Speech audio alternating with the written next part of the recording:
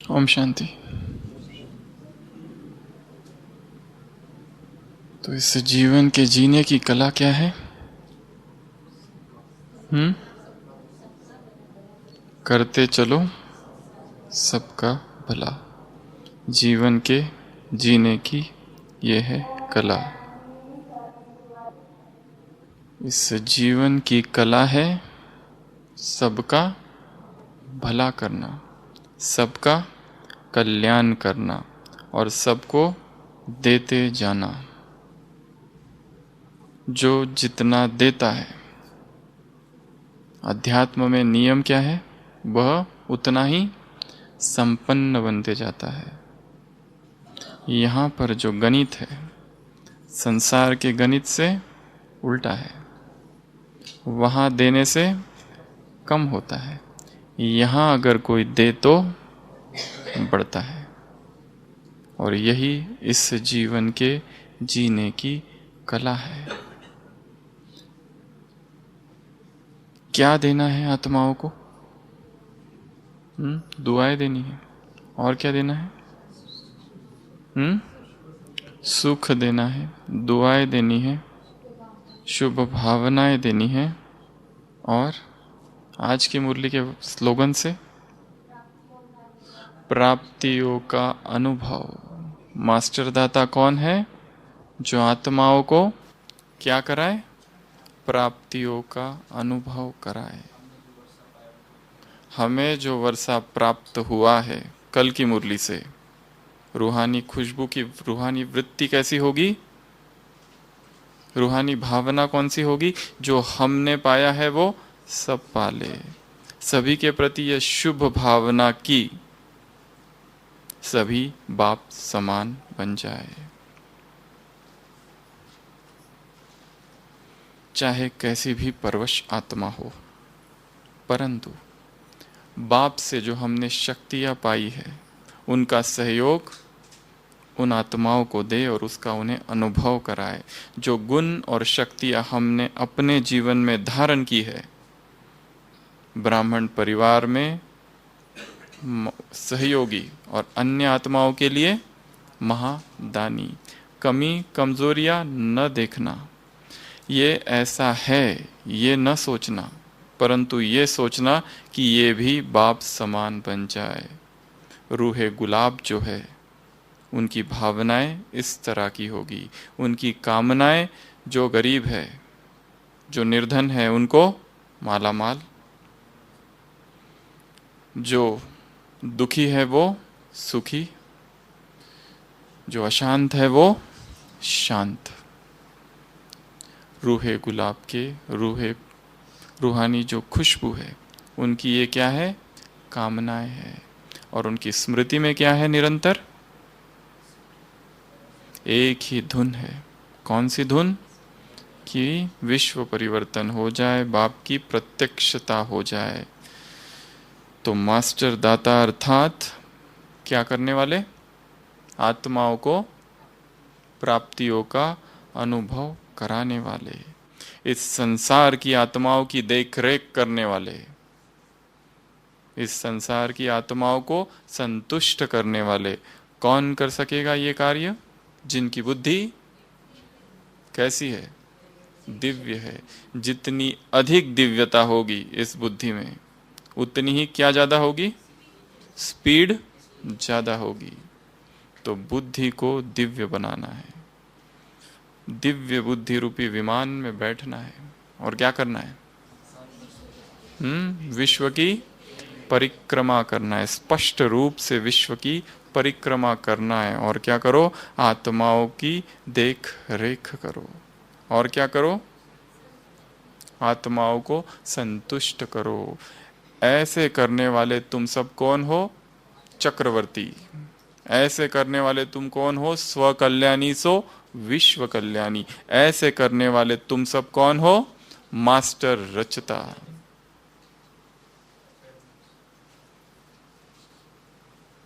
ताकि इस सृष्टि में एक ही आवाज गूंजेगा आत्माओं का। कौन सा आवाज होगा वो? जब ये हम करेंगे तो कौन सा आवाज गूंजेगा सृष्टि में? हमने ज्योति देखी और क्या देखा? चलते हुए फरिश्ते देखे। तो मास्टर दाता अर्थात जहां देने का भाव हो, लेने का भाव नहीं। मास्टर दाता अर्थात प्रेम, लेने वाले अर्थात लेवता, लेने वाले अर्थात जहां अहंकार है। एक तरफ है दाता और दूसरी तरफ है लेवता, एक तरफ है प्रेम, दूसरी तरफ है अहंकार। बहुत जमाने पहले एक बहुत बड़ा वृक्ष था, इतना बड़ा वृक्ष कि जिसकी टाल डालियां आकाश को चूमती थी, इतना बड़ा एक वृक्ष था। उस वृक्ष के पास एक नन्हा सा छोटा सा बच्चा रोज खेलने आता था और उस बड़े वृक्ष को उस बच्चे से प्यार हो गया। उस वृक्ष को उस छोटे से बच्चे से क्या हो गया? बहुत ही प्यार हो गया। जब भी बच्चा खेलने आता तो वो जो वृक्ष था अपनी टालियों को, अपनी डाल को नीचे झुकाता था। किसके लिए? ताकि वो बच्चा उससे फल, फूल और पत्ते तोड़ सके। प्रेम है वो वृक्ष, क्योंकि वो झुकना जानता है, देना जानता है। दानी के संस्कार है और दाता है, और जो लेने वाला है वो लेता है। तो जब भी बच्चा वहां आता तो उसको वो बहुत प्यार करता। ऐसा अद्भुत प्यार हो गया उस वृक्ष को उस छोटे से बच्चे से कि जब वो बच्चा नहीं आता तो उसे उसकी याद आती कि कब आएगा, कब आएगा, कब आएगा। प्रेम की उदासी यही है कि जब वो बांट नहीं सकता। प्रेम की उदासी का कारण क्या है? जब वो बांट नहीं सकता तब प्रेम उदास होता है कि क्या दूं और किसको दूं, कोई तो आ जाए जिसको मैं दे दूं। यह प्रेम की गति है। बच्चा आता, फूलों को तोड़ता, पत्तों को तोड़ता और अपने सिर पर ताज बनाता और जंगल का सम्राट हुए घूमता आनंद के साथ। प्रेम जिसके मस्तक पर बैठता है वह आनंद से आपूरित होता है, आनंद से भरता है। ऐसा आनंदित वही आनंद का नृत्य और गान करता है। बच्चा बड़ा होने लगा, थोड़ा कम आने लगा, फिर भी वृक्ष उसे पुकारता, आ जाओ, आ जाओ, आ जाओ। प्रेम प्रतीक्षा करता है। प्रेम का स्वभाव क्या है? प्रतीक्षा करना। Love knows waiting. अब तो आ जाओ, अब तो आ जाओ। परंतु बच्चा अब थोड़ा बड़ा हुआ है, उसके दोस्त उसके पास है, उसे परीक्षाएं पास करनी है। बच्चे के पास अब बहुत सारे काम हैं, टाइम उसके पास थोड़ा कम है, फिर भी कभी कभी आता है। फिर भी पेड़ उसे निरंतर पुकारता ही है, आ जाओ, आ जाओ, आ जाओ। बच्चा लेवता और वृक्ष देने वाला, या देवता कहो, वो देने वाला है। बच्चा प्रयोजन ढूंढता है, किस प्रयोजन से जाओ, मुझे क्या फायदा होगा अगर मैं उसके पास गया तो। प्रेम निष्प्रयोजन है, प्रेम का कोई प्रयोजन नहीं है। ये करो तो मैं प्रेम करूं, नहीं, तुम जो हो, जैसे हो वैसे ही मैं तुम्हें स्वीकार करता हूं। यह प्रेम की भाषा है, यह देने वाले की भाषा है। वृक्ष इंतजार ही करते रहता। कभी कभार जब बच्चा आता तो उसके साथ खेलता, फिर अपने फल नीचे झुकाता।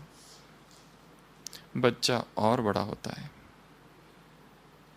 फिर तो बच्चा आना बहुत कम हो जाता है, और जब कभी आता है एक दिन तो कहता है, क्या है तुम्हारे पास मेरे लिए देने के लिए? मुझे पैसे चाहिए, क्या तुम मुझे पैसे दे सकोगे? वृक्ष कहता है, पैसे? ये पैसे क्या होते हैं? हमें तो पैसे पता ही नहीं क्या है। ये बीमारी तो मनुष्य की है, हमारी नहीं। पैसों का तो हमें ज्ञान ही नहीं, हम तो बिना पैसों के ही पलते हैं। इसीलिए ही इतने आनंदित है, इतने, इसीलिए हमारी शाखाएं इतनी दूर दूर गगन तक फैलती है, इसीलिए हम इतने आनंदित हैं और इतने खुशी है। पैसे जिनके पास है और ये बीमारी जिनके पास है, वो तो मंदिरों में जाकर बैठकर प्रवचन सुनते हैं कि जिनके पास पैसे है कि शांति कैसे पाई जाए और सुख कैसे पाया जाए। पैसों से हमें क्या। फिर भी वृक्ष सोचता है कि तुम्हें पैसे ही चाहिए ना, तुम एक काम करो, मेरे जितने फल है सब तोड़ कर ले जाओ और जितने पैसे तुम्हें चाहिए उन फलों से तुम बेचकर प्राप्त कर लो। तो बच्चा, बच्चा तो नहीं, अभी वो प्रौढ़ हो गया है, थोड़ा सा जवान हो गया है, वो जाता है, कुल्हाड़ी लेकर आता है और कुछ फल हाथ से, कुछ डालियां तोड़ता है, पत्ते तोड़ता है और सारे के सारे फल लेकर जाकर बेचता है, पैसे कमाता है, पैसों से फिर पैसे कमाता है, क्योंकि अब उसे कुछ बनना है इस जीवन में। वृक्ष फिर भी आनंदित है, क्योंकि वृक्ष का आनंद किस में है? देने में है, क्योंकि वृक्ष मास्टर दाता है। उसे लेने का कोई संकल्प नहीं है, उसे बस देना ही आता है। वृक्ष फिर भी उसे पुकारता है, आ जाओ आ जाओ आ जाओ।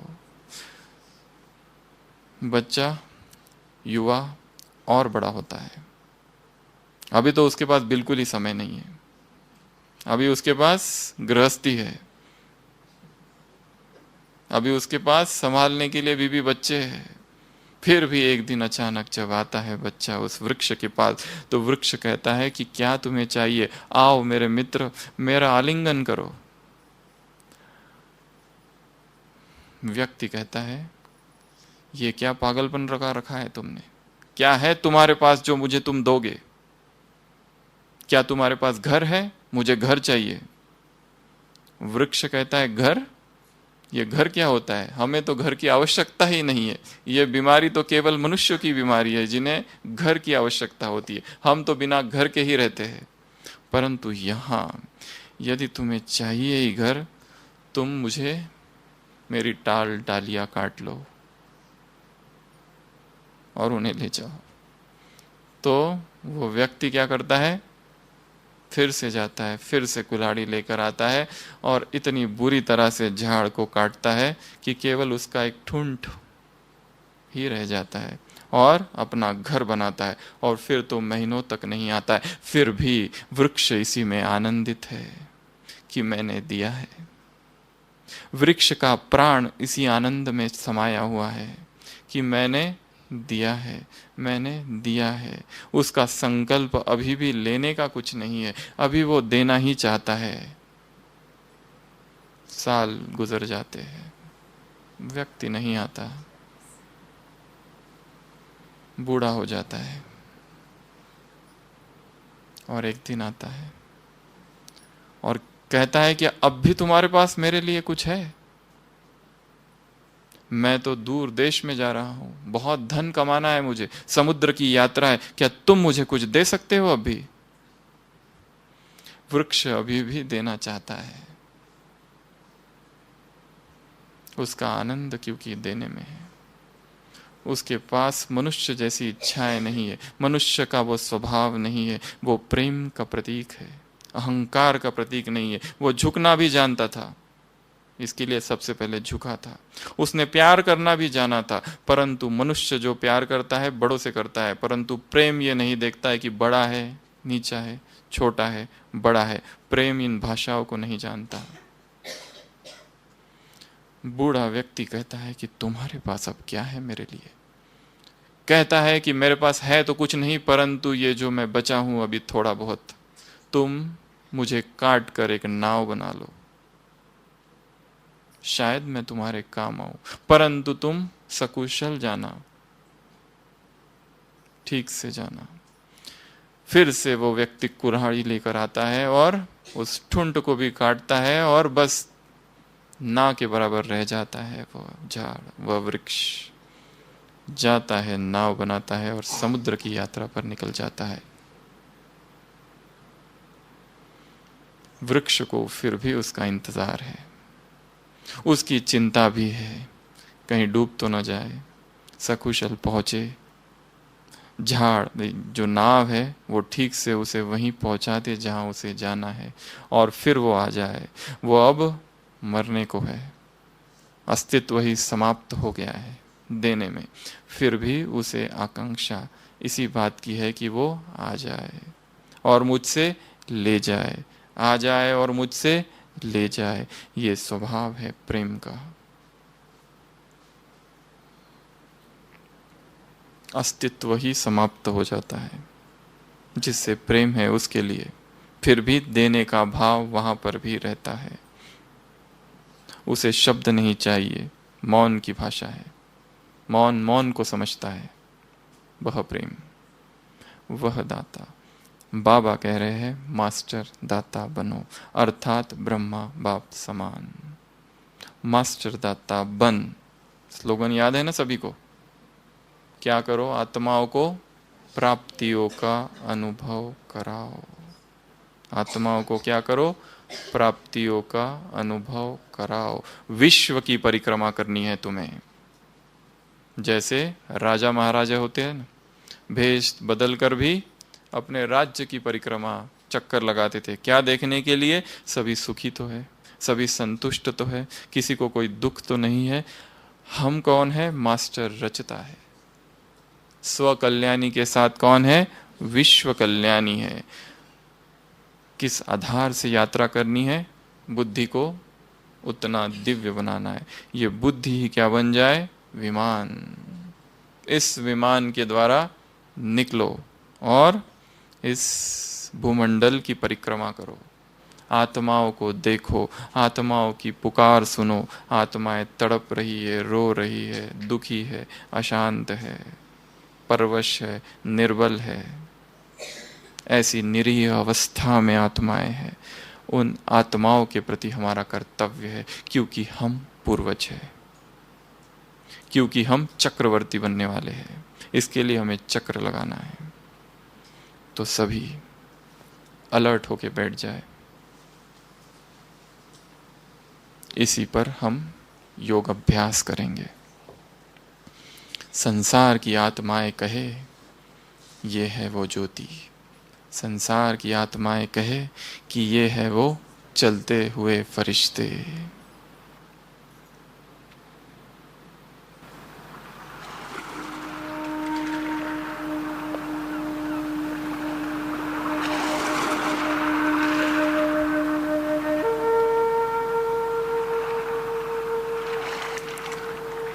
अति तेजस्वी चमकता हुआ एक सितारा भ्रुकुटी के मध्य में।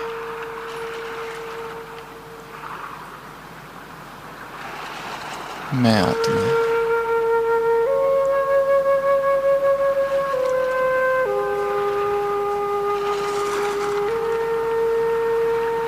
सूक्ष्म शरीर में हूं।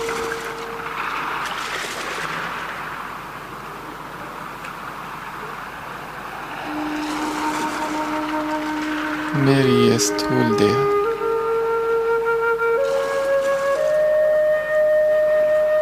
लोप हो गई है।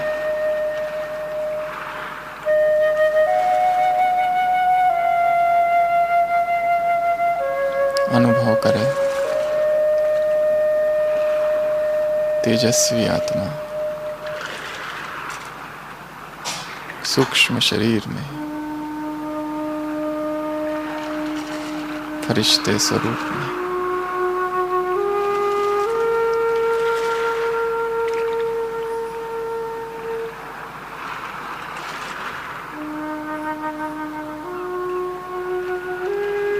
मेरे अंग अंग से दिव्य प्रकाश फैल रहा है।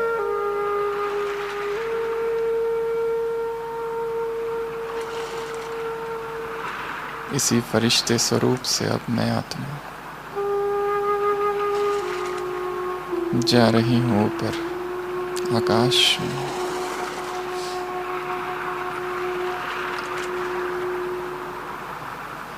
इस धरती के ऊपर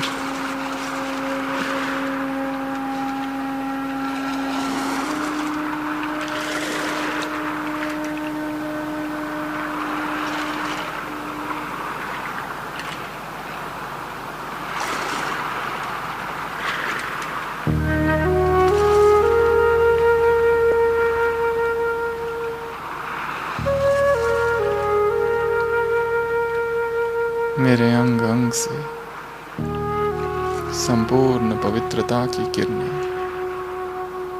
चारों ओर फैल रही है।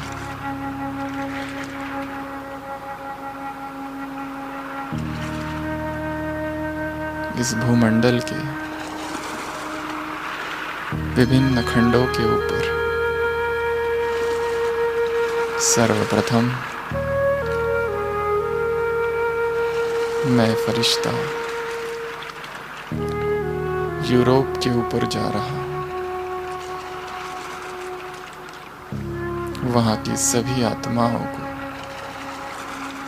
संतुष्टता की किरणें प्रदान कर रहा हूं।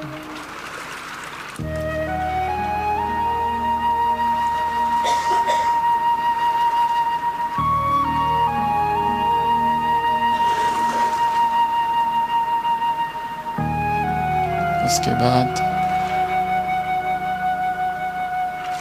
दूसरा महाद्वीप अमेरिका के ऊपर अपने संपूर्ण स्वरूप में स्थित हूं।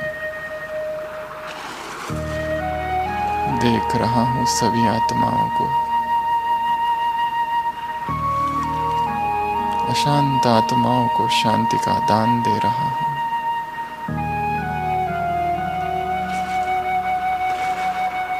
उनकी अशांति लोप हो रही है। आत्माएं गुणगान कर रही है।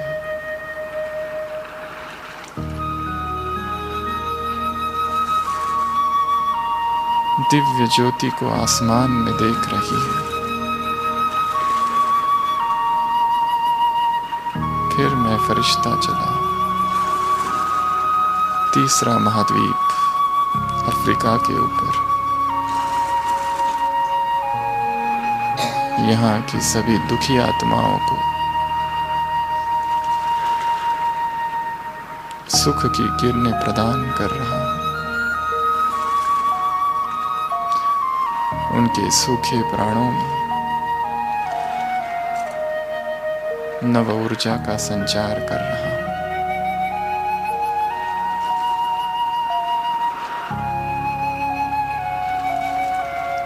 अब मैं चला आगे एशिया खंड के ऊपर।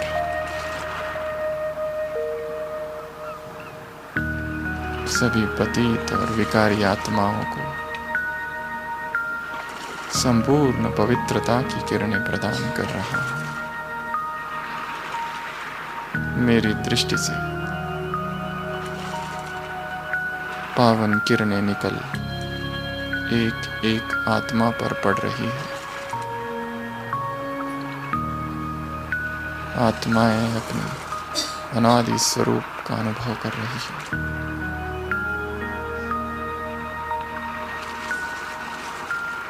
इस सृष्टि पर आवाज गूंज रहा है।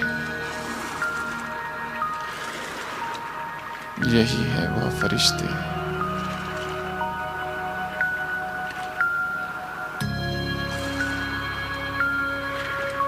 मैं आगे बढ़ते हुए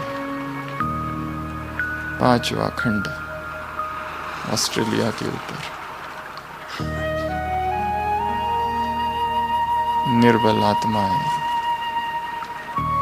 कमजोर आत्माएं मुझसे सर्व शक्तियां प्राप्त कर रही है।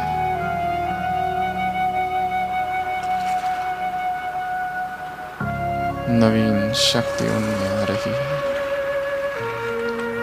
चेतना जागृत हो रही है।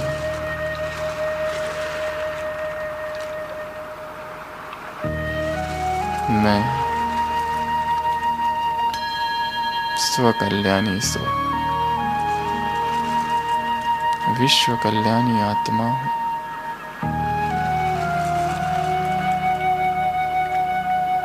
मैं चक्रधारी आत्मा हूं। मैं पूर्वज आत्मा हूं। संसार की सभी आत्माओं की देखरेख मेरी जिम्मेवारी है।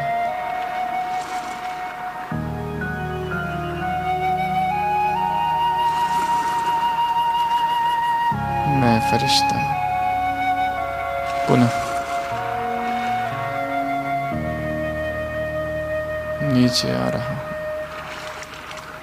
और अपनी देह में स्थित हो रहा हूं।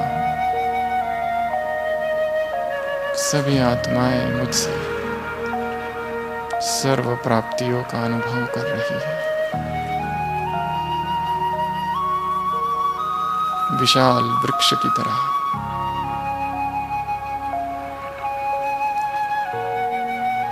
अनंत में फैले हुए वृक्ष की तरह सभी आत्माएं अब मेरी छाया में है। बाप समान है, मास्टर दाता है।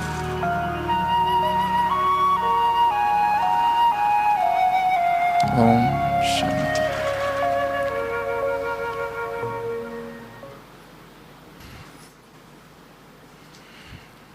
विदेश की एक महिला थी जिसने कभी किसी चित्रकार के पास एक चित्र बनवाया। वह उस चित्रकार से वो चित्र लेने गई। चित्रकार बहुत ही प्रसिद्ध था परंतु गरीब बहुत था। जब उसने वो चित्र देखा तो बहुत प्रसन्न हुई, बहुत खुश हुई और उसने उससे पूछा कि इसका कितना दाम है। हुआ तो चित्रकार जो कि बहुत ही गरीब था सोचने लगा कितना मांगू, कम मांगू या ज़्यादा मांगू। जानता तो था कि ये महिला करोड़पति है पर मुझे कितना मांगना चाहिए। $100 मांगू, विदेश की कथा है, कि $200 मांगू, कि $500 मांगू, कितना मांगू या कहीं और ज़्यादा मांगू, या जो मांग रहा हूँ कहीं ज़्यादा तो नहीं, या कहीं ये दे ही नहीं तो क्या करूँ, सोचते ही रहता है। तब तक वह स्त्री पूछती है कितना हुआ। वो कहता है कि जो आपकी इच्छा वो दे दो। उसको लगता है यही उत्तर ठीक है। तो वो महिला कहती ये मेरा कीमती पर्स है, इसको रख लो। वो कहता है ये पर्स मेरे किस काम का है, मैं इस पर्स से करूँगा क्या। अगर मुझे पैसे मिल जाए तो बहुत अच्छा होता। तो वो कहता है ये पर्स मेरे किस काम की, मैं इसे लेकर इसमें रखूँ भी क्या रखूँ। ऐसा करो ये पर्स आप रख लो, आप मुझे $100 दे दो। वो महिला बहुत समझाती है कि नहीं रख लो। वो कहता है नहीं मेरे किसी काम की नहीं है ये पर्स, मैं तो ब्रह्मचारी व्यक्ति हूँ, मेरे कोई परिवार नहीं है, पर्स लेकर भी मैं क्या करूँ। वो कहती है अच्छा जैसी तुम्हारी इच्छा, अब तुम्हें $100 ही चाहिए तो मैं तुम्हें $100 ही देती हूँ।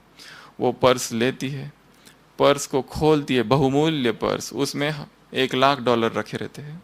उसमें से $100 निकालती है और उस व्यक्ति को देती है। महिला चली जाती है। चित्रकार छाती पीटता है जोर जोर से।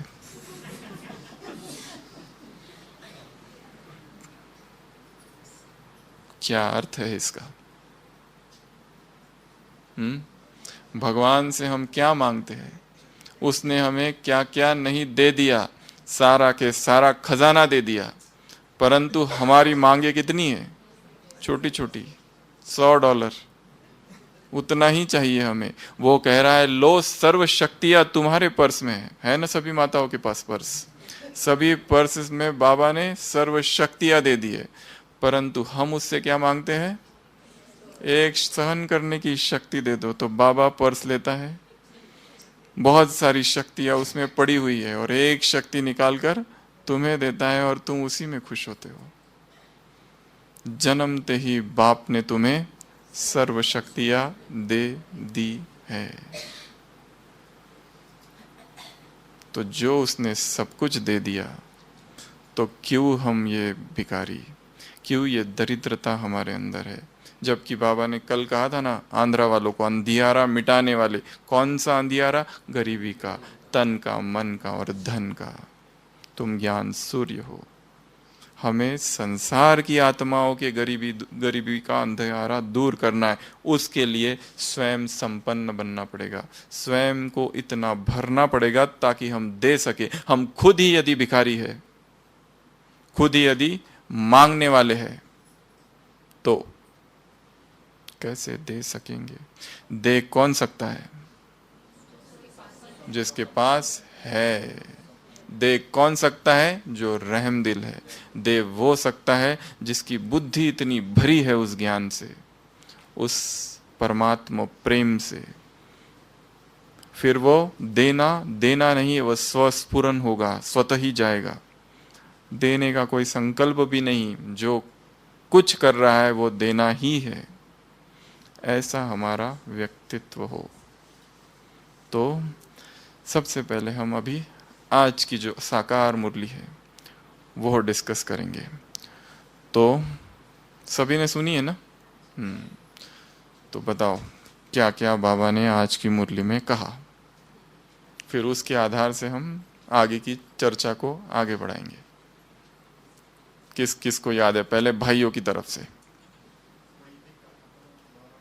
कोई भी कर्म करो तो बाबा की याद में करो, चाहे बड़ई का काम हो, चाहे राजाई हो, चाहे कोई भी कार्य हो। तुम्हें कर्म योग की शिक्षा बाबा ने आज दी है, तुम्हें बाप को याद करना है। वाह, क्या कहा बाबा ने? वाह। आगे का वाक्य कौन पूरा करेगा? वाह। बाप और साजन को कितना याद करना चाहिए, परंतु फिर भी भूल जाते हो। वो स्त्री अपने पति को कितना याद करती है और वो बच्चा अपनी माँ को कितना याद करता है। वैसा ही याद करते हो क्या बाप को? तीन प्यार कंबाइंड हो जाए टुगेदर, वन। एक लोभी व्यक्ति को जितना प्रेम धन से होता है वो, प्लस एक माँ का अपने बच्चे में जितना मोह होता है उतना, एक कामी पुरुष का देह में जितना प्रेम होता है उतना, ये तीनों ही प्रेम मिल जाए और भगवान की ओर चले जाए तो वो स्वयं हुजूर हाजिर। परंतु ऐसा हो तब तो कर्म करते हुए भी बाप को याद करना। कल की मुरली, पार्टियों से मुलाकात, फर्स्ट पार्टी। अमृत वेले से तो रात तक तुम्हें बाबा ने दिनचर्या कैसी व्यतीत करनी है उसके लिए श्रीमत दी हुई है। कौन सी श्रीमत दी हुई है? कौन सी श्रेष्ठ मत दी हुई है? चलते फिरते, उठते बैठते, खाते, कार्य व्यवहार में आते क्या स्मरण रहो? मैं ट्रस्टी हूँ। ट्रस्टी समझेंगे तो बोझ बाप पर पड़ जाएगा। ट्रस्टी समझेंगे तो हाई जंप लगा सकेंगे। ट्रस्टी समझोगे तो डबल लाइट हो जाएंगे। ट्रस्टी समझेंगे तो उड़ सकेंगे। गृहस्थी समझेंगे तो दुम लग जाएगी। गृहस्थी समझेंगे तो बोझ खुद पर पड़ जाएगा। गृहस्थी समझेंगे तो उड़ नहीं सकेंगे। कर्म करते हुए यह स्मरण रहे, मैं ट्रस्टी हूं। कर्म करते समय टीचर से मुलाकात, कल की मुरली, मैं करनहार हूं, करावनहार वो है। मैं रूह, रूहानी वृत्ति, रूहानी खुशबू में रूहानी वृत्ति। मैं रूह सुप्रीम रूह की छत्र छाया में हूँ। मैं रूह सुप्रीम रूह की श्रीमत के विरुद्ध एक कदम भी चलने वाली नहीं हूँ। मैं रूह सुप्रीम रूह के साथ कंबाइंड हूँ। मैं रूह उसके बगैर नहीं रह सकती और सुप्रीम रूह मेरे बगैर नहीं रह सकता। संकल्प में भी दूर नहीं। वह संकल्प बोल और कर्म में भी क्या है? वो हुजूर हाजिर है। इसके लिए हम जी हुजूर है। तो आज की मुरली में बाबा ने क्या कहा? कर्म योग। कर्म करते हुए, चाहे राजाई का कर्म हो, चाहे बढ़ई का कर्म हो, कोई भी कर्म हो, परंतु बाप की याद रहे। वैसी ही वही तीव्रता, कौन सी तीव्रता? जितना स्त्री अपने पति को कितनी तीव्रता से याद करती है, सारे प्राण उसके पति में होते हैं। वो तीव्रता होनी चाहिए याद की, वह व्याकुलता होनी चाहिए याद की। हल्की फुल्की याद नहीं, व्याकुलता। वही तीव्रता जो बच्चे का बाप के प्रति या माँ के प्रति होती है। एक पॉइंट अभी माताओं की तरफ से, दूसरी पॉइंट आज की मुरली से, बाप के ज्ञान से हम देवता बनते हैं। क्या कहा बाबा ने? बाप के ज्ञान से हम देवता बनते, यह नॉलेज केवल तुम ब्राह्मणों के पास है। कितनी नशे वाली पॉइंट है ये। यह नॉलेज केवल तुम ब्राह्मणों के पास है। आत्मा बिंदी, परमात्मा बिंदी, दुनिया में ये और कोई नहीं जानता। आत्मा स्टार, परमात्मा स्टार, ये दुनिया में और कोई नहीं जानता, केवल तुम जानते हो। वो होमवर्क दिया, ये होमवर्क किस किसने किया आज की मुरली से? आज बाबा ने होमवर्क दिया है, बाबा ने होमवर्क दिया था। आत्माओं और परमात्माएं और श्री कृष्ण, क्या क्या अंतर है, किसने किया? ये किया है, वेरी गुड। तो आत्मा में क्या, दो तो बाबा ने वही बता दिए, एक निराकार एक साकार, एक पुनर्जन्म में आता है एक पुनर्जन्म में नहीं आता है, दो वहीं दिए हुए हैं। बाकी पॉइंट्स बहुत सारे हैं, वो सभी चिंतन करने के लिए रोज का जो मुरली से अगर होमवर्क शब्द आया है मुरली में तो निकालने ही है। आत्मा में क्या और परमात्मा में क्या अंतर। अभी भाइयों की तरफ से दूसरा पॉइंट आज की मुरली से।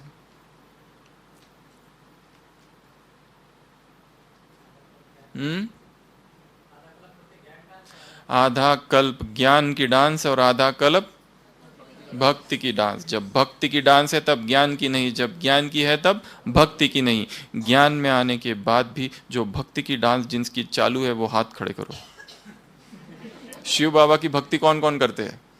कि बाबा सुख दे दो, बाबा शांति दे दो, बाबा पैसे थोड़े कम है, बाबा पैसे दे दो। बाबा कहते मैं तुम्हें हीरे देने आया हूं और तुम मुझे कागज मांगते हो। बाबा सहन करने की शक्ति दे दो। माताएं बाबा से बहुत मांगती है, क्या मांगती है? बाबा सहन करने की शक्ति दे दो। तो बाबा का उत्तर क्या है माताओं के लिए? आप अपनी पर्स खोल के देखो, उसमें $1,00,000 दे रखी है शक्तियां। तो जब ज्ञान डांस है तब भक्ति की डांस नहीं, जब भक्ति की डांस है तब ज्ञान की डांस नहीं। मांगना बंद, मांगना अर्थात भक्ति, मांगना अर्थात भक्ति, किसी से प्यार मांगना, केयर मांगना, अटेंशन मांगना, ये हमारा ध्यान रखे। हम बीमार है, हमारा कोई ध्यान रखे, कोई दवाई ला के दे, कोई खाना ला के दे, हमारी केयर करे, ये सब भी क्या है? सूक्ष्म इच्छा ही तो है।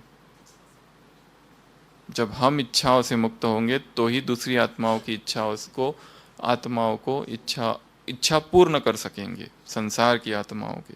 तो मांगना बंद, क्योंकि ज्ञान डांस करना है। कल की मुरली मद्रास से मुलाकात, मध्य रास, रास करने वाले, डांस करने वाले, 3 प्रकार की डांस थी। कौन सी? स्थूल डांस, दूसरी संस्कार मिलन की रास, और तीसरी खुशी की डांस। और आज की मुरली में है ज्ञान की डांस। तो मद अर्थात मगन, इन रास में मगन रहो। तो भक्ति की डांस करना आज से बंद, भक्ति की डांस करना बंद अर्थात मांगना बंद। केयर, प्यार, अटेंशन, ये 3 मुख्य चीजें हैं। कोई हमारा ध्यान रखे, कोई हमारी केयर करे, कोई हमें पूछे। हमें संसार की देखरेख करना है, वो हमारी देखरेख करे, ये कामना है, इच्छा है, आकांक्षा है। ये तो बहुत दुखी होगा। वो जो वृक्ष है उसे कभी इच्छा नहीं थी कि वो बच्चा उसकी देखरेख करे। वो वृक्ष को कभी कामना नहीं थी कि वो उसे पानी दे। वृक्ष को कोई कामना नहीं थी, उसे बस एक ही इच्छा थी, मैं देते जाऊं। उसका आनंद देने में था। वैसा वृक्ष बनना है ना, जो केवल दे, लेने का संकल्प ही नहीं है उसे, वैसा वृक्ष। नेक्स्ट पॉइंट आज की मुरली से। ये कपड़ा कैसा है? फटा हुआ। 2 प्रकार के कपड़ों का वर्णन है आज की मुरली में। 3 प्रकार के कपड़े के, एक है नया कपड़ा सत्व प्रधान, एक है पुराना कपड़ा तमो प्रधान, पर ये उससे भी नीचे है, फटा हुआ। पुराना भी नहीं, क्या कहा? फटा हुआ कपड़ा है ये। देह क्या है? फटा हुआ कपड़ा। अगर ये देह ऐसा फटा हुआ कपड़ा है तो क्यों इससे इतना प्यार?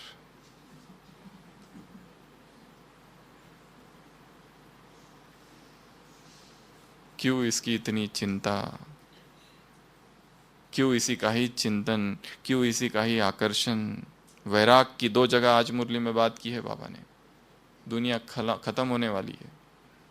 देह सहित देह के सर्व संबंधों को भूल स्वयं को अशरीरी आत्मा निश्चय कर। तो देह क्या है? फटा हुआ कपड़ा। फटा हुआ है और बहुत गीला भी हो गया है। उसको सिलाने जाओ, जहां से सुई डालोगे वहां से वो फटेगा। ऐसा गीला और फटा हुआ ये कपड़ा है। और गीला भी स्वच्छ पानी से नहीं, एकदम मैले दुर्गंध वाले पानी से ये गीला हुआ है। ऐसा ये गीला हुआ कपड़ा या कागज, जहां से सुई डालोगे सिलाने के लिए वहीं से वो फटेगा। फिर भी सिलाने की बहुत इच्छा है, फिर भी इसके ऊपर सेंट लगा कर उसकी दुर्गंध निकालने का प्रयत्न है। सेंट कौन कौन लगाता है? हाथ खड़े करो, माताओं में से। ईमानदारी से खड़ा किया। संसार की आत्माएं जो सौंदर्य के संसाधनों को प्रयोग करती है वो ब्रह्मा कुमार और ब्रह्मा कुमारियों के लिए नहीं है। हमारा सर्वश्रेष्ठ श्रृंगार पवित्रता है। संसार की आत्माएं जो कुछ करती है वो हमारा श्रृंगार नहीं हो सकता। उससे केवल देह की सौंदर्यता बढ़ेगी, आत्मा की नहीं। आत्मा का सौंदर्य तपस्या से ही बढ़ेगा, त्याग से बढ़ेगा। जिसके जीवन में जितना त्याग, आज की मुरली में जिसकी बुद्धि जितनी दिव्य है वो उतनी ही स्पीड से उड़ सकता है। नेक्स्ट पॉइंट आज की मुरली से, हाँ, निश्चय फाउंडेशन है। मैं जो हूँ, मैं जैसा हूँ, मुझे कोई विरले ही जानते हैं और निश्चय करते हैं। पूरा वाक्य क्या है बाबा का? मैं जो हूँ, मैं जैसा हूँ, मुझे बहुत कम विरले ही जानते हैं और निश्चय करते हैं। भगवान को यथार्थ रीति केवल तुम ब्राह्मण आत्माएं जानती हो। आज की मुरली में महावाक्य है एक जगह। क्या कहा बाबा ने? भगवान को यथार्थ रीति केवल तुम ब्राह्मण आत्माएं जानती हो। कल की मुरली, पार्टियों से मुलाकात, पार्टी नंबर 4। तुम महान भाग्यशाली हो। कोटों में कोई और कोई में कोई, ये जो गायन है ये तुम्हारा गायन है। इसके लिए बाप दादा तुम्हें लकीएस्ट कहते हैं और लवलीएस्ट कहते हैं। तो इसके लिए नाचो और गाओ। कौन सा गीत गाना है? कौन सा गीत गाना है माता जी? वाह बाबा वाह, वाह ड्रामा वाह, वाह बाबा वाह, वाह मेरा भाग्य वाह। कल हमने कहा था ना, एक दूसरे भी मेथड से इसको किया जा सकता है। वाह रे मेरा भाग्य वाह, ऐसा तो नहीं करते ना सभी? वाह रे बाबा वाह, और वाह रे ये ड्रामा वाह, ऐसा तो नहीं गाते ना? शब्द वही है, केवल भाव दूसरा है। मुझे ही होना था, इतने लोग थे, ये मेरे साथ ही होना था, मैं ही बीमार पड़ना था। ये हिसाब किताब मेरे ही साथ क्यों? वाई मी, इंग्लिश में किताब है वाई मी करके, अंग्रेजी की एक किताब है, उसमें इसी बात का विवेचन वर्णन किया हुआ है कि हमेशा मेरे साथ ही बुरा क्यों होता है। तो अपने भाग्य का निरंतर गायन, बाबा ने कहा गाते रहो, नाचते रहो। अपने आप को साधारण नहीं समझो। क्या समझो? कल की मुरली का आगे की लाइन, बहुत श्रेष्ठ समझो। क्या करो? अपने आप को कुमुद बहन साधारण नहीं समझो। क्या समझो? बहुत श्रेष्ठ समझो। लकी स्टार, उम्मीदों के स्टार। ये पॉइंट। नेक्स्ट पॉइंट आज की मुरली से, ये समय विकर्म विनाश करने का समय। मुरली की लास्ट लाइन। अब कोई विकर्म तुम्हें नहीं करना है। अच्छा, अब कोई विकर्म तुम्हें नहीं करना है। और रावण के मत पर तुमने मेरी बहुत ग्लानि की है। बाबा ने कहा मैं आता कब, बताओ मैं कब आऊं। क्या पूछा, प्रश्न पूछा बाबा ने कि बताओ मैं कब आऊं। रावण के मत पर तुमने मेरी बहुत ग्लानि की है। मैं आता तब हूं जब भारत का डाउनफॉल होता है। मैं आता तब हूं जब भक्ति से गिरती कला होती है, तब मैं आता हूं। परित्राणाय साधुनाथ विनाशाय च दुष्कृताम धर्म संस्थापनार्थाय, ये कार्य है उसके। अधर्म का विनाश, धर्म की स्थापना। परित्राणाय साधुनाथ, ये उसके कार्य है। अनेक कार्य हुए उसके। राम जन्मते हेतु अनेका परम विचित्र एकते एका। बहुत सारे कार्य, एक कार्य के लिए नहीं आता है वो। उसका जो मिलन है बहुआयामी मिलन है, वो बहु कारणों से वो मिलन होता है। और क्या कहा बाबा ने आज? लास्ट पॉइंट, एक कोई लास्ट पॉइंट बता दे।